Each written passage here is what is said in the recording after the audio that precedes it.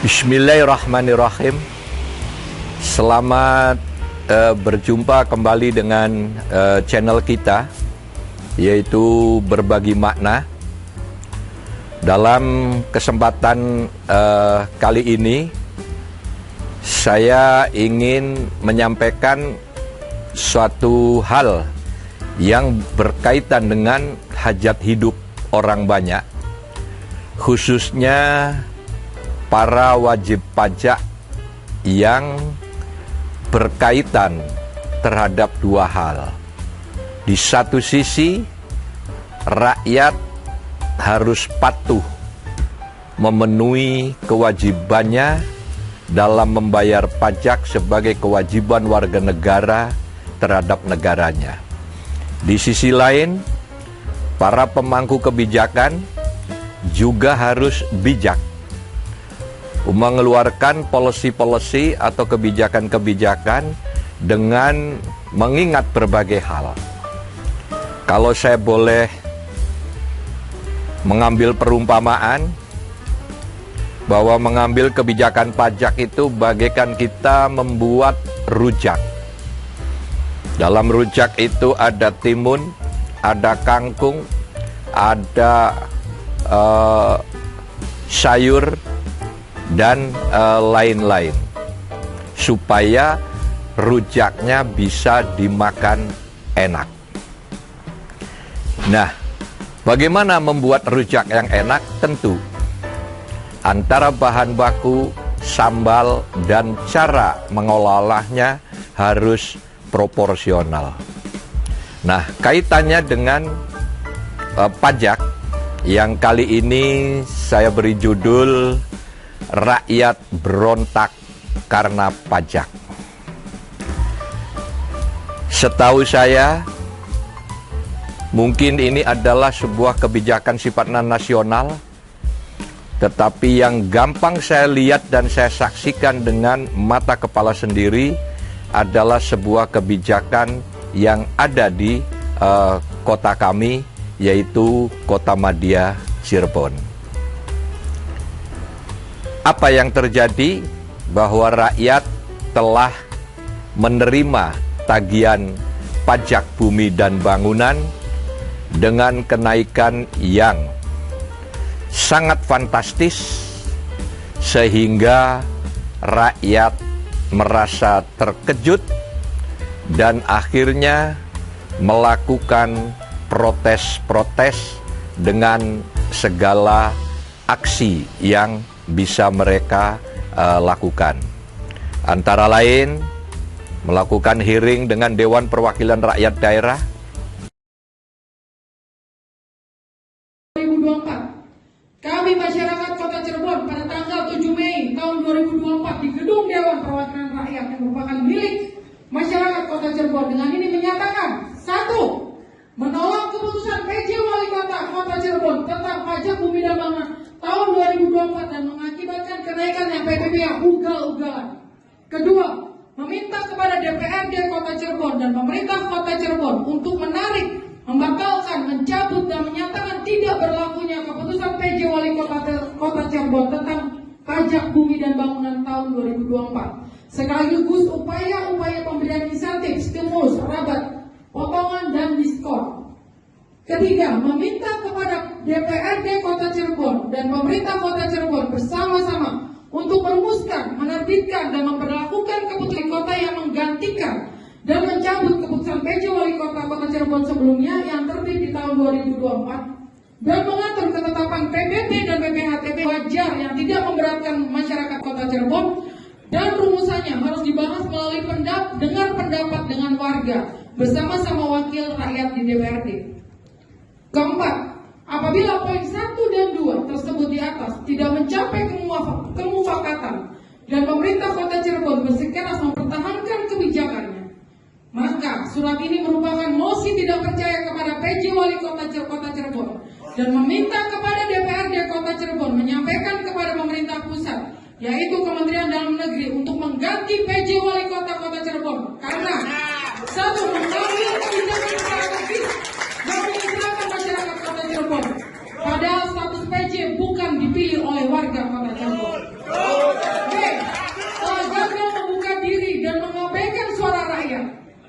kedepannya akan berdampak material dan sistematik dengan gelombang aksi yang lebih masif dan tidak percaya kepada pemerintah Kota Cirebon. Kelima, DPRD sebagai wakil rakyat Kota Cirebon harus mampu memperjuangkan sungguh-sungguh amanat ini. Apapun partai politiknya, siapapun pemimpin yang dipilih di periode selanjutnya, jika terbukti sebaliknya, berarti sama-sama dengan PJ Wali Kota Cirebon. Dengan demikian, rakyat Cirebon akan hilang kepercayaan dan mencabut mandatnya. Keenam, kami masyarakat Kota Cirebon akan menunda pembayaran PBB hingga keputusan PJ Wali Kota tentang PBB dicabut dan dinyatakan tidak berlaku dan diganti dengan keputusan PJ Wali Kota tentang PBB yang baru dan lebih pro masyarakat Kota Cirebon. Gedung Dewan Perwakilan Rakyat Kota Cirebon 7 Mei 2024 atas nama masyarakat Kota Cirebon. Kemudian yang kedua adalah dengan turun ke jalan, melakukan demonstrasi, dan lain-lain.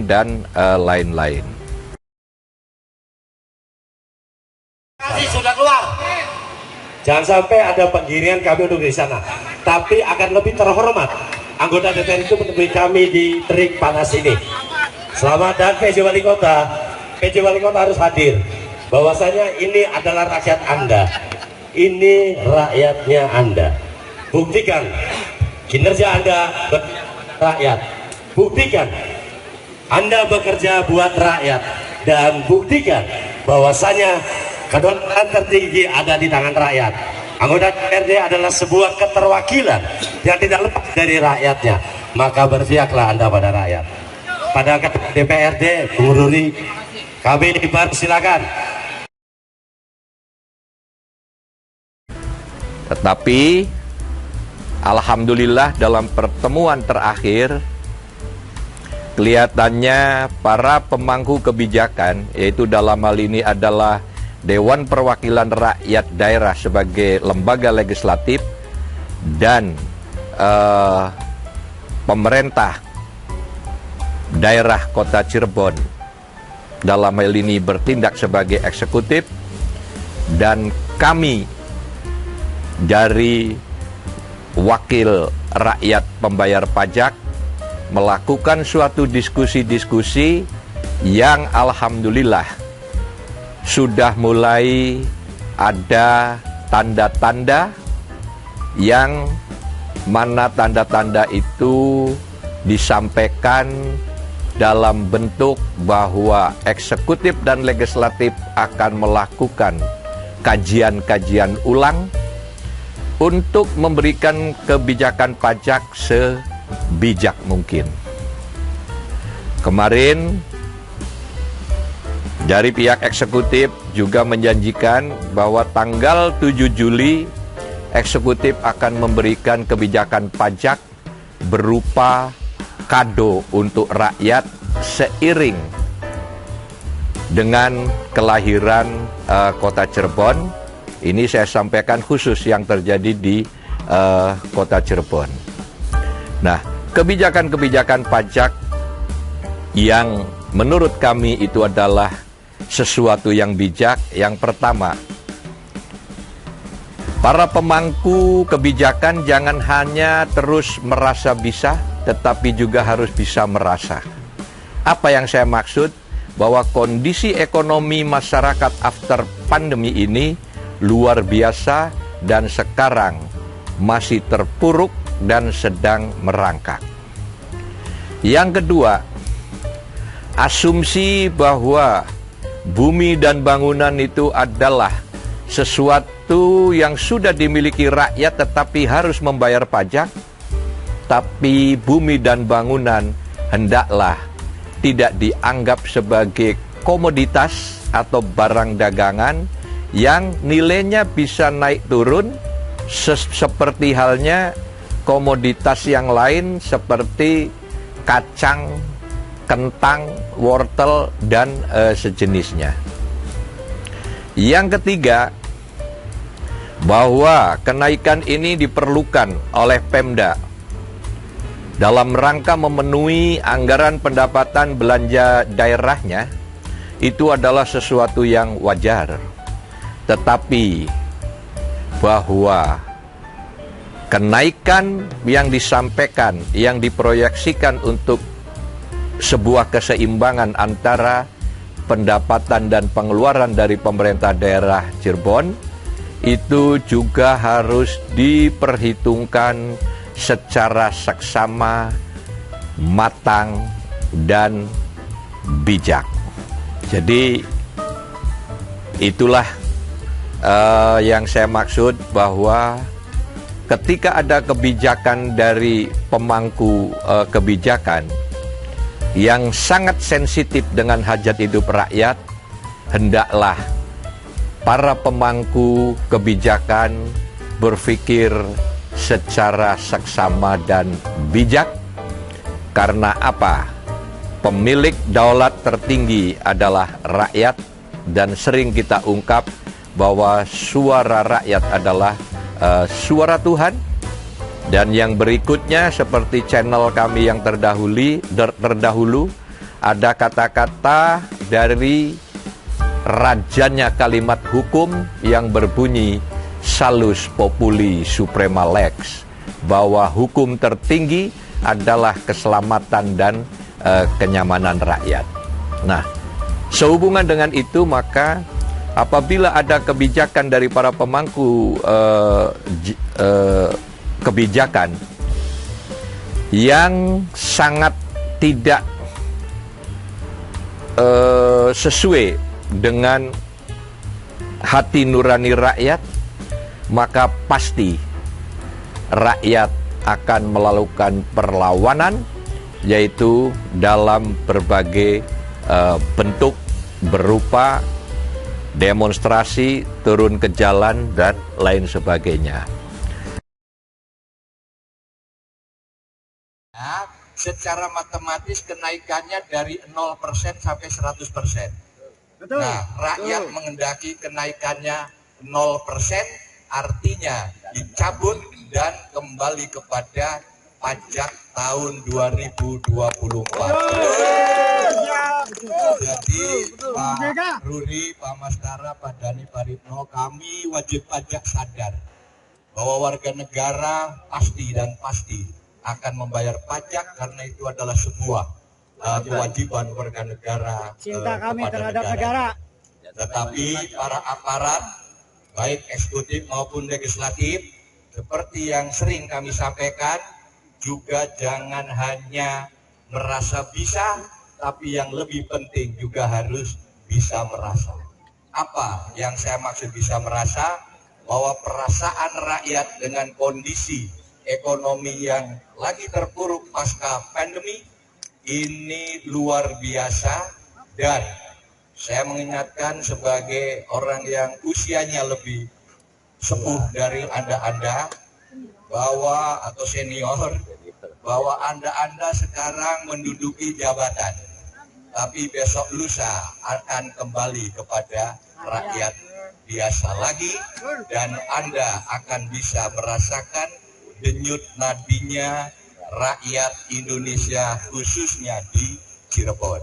Yang terakhir, ada jurisprudensi yang mana di sebuah kota, yang kota tersebut juga adalah bagian NKRI, yaitu Solo, dengan tegas mencabut kenaikan pajak dan membatalkan untuk kenaikan di tahun 2024. Kenapa Cirebon tidak Jadi, pertanyaan itu kami mendesak kepada legislatif agar legislatif juga mendesak kepada eksekutif dengan alasan satu, kondisi rakyat sedang sangat memprihatinkan.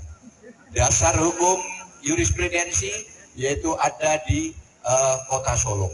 Kemudian yang ketiga juga yang melandasi bahwa ada kesepakatan antara legislatif dan eksekutif bahwa kenaikan PBB maksimum 100%, itu artinya bisa 0%, 5% sampai 100%, dan rakyat menghendaki 0%.